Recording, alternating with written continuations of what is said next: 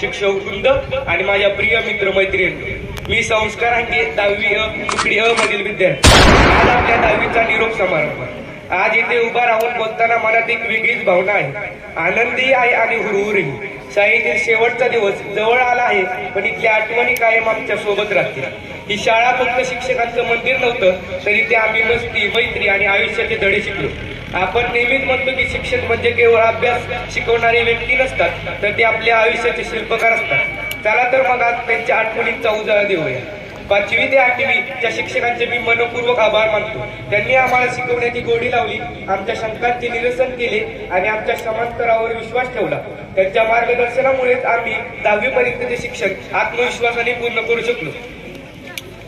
10वी मध्ये आमच्या 10वी अ वर्गाचे वर्ग शिक्षक व गणित विषयाचे तज्ञ शिक्षक श्री सरगर सर कधी समजावून घेण्याचा खेळ तर कधी चुकीच्या उत्तरांना मिळालेली टोमण्यांची धमाल करत सरगर सरांसोबत आम्ही कठीण वाटणारा विषय सोप्या पद्धतीने शिकलो.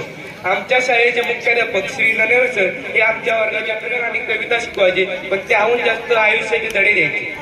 तासाच्या पहिल्या 15 मिनिटात ते जीवनाचे तत्वज्ञान सांगायचे आणि आम्ही ते सगळं मंत्रमुग्ध होऊन ऐकायचे.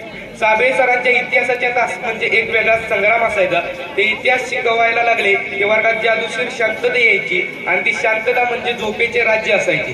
सर, तुमच्यामुळे समजलं की इतिहास हा पुस्तकात नसतो तर अनुभवाचा असतो.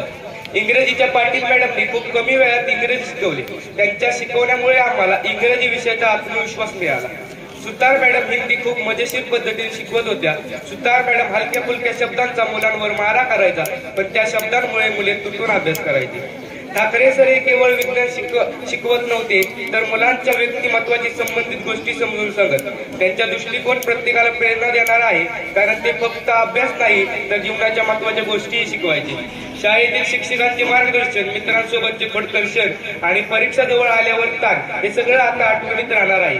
मित्रांनो, हे शेवटचं भाषण असलं तरी आपल्या मैत्रीचा शेवट नाही. धन्यवाद. जय महाराष्ट्र.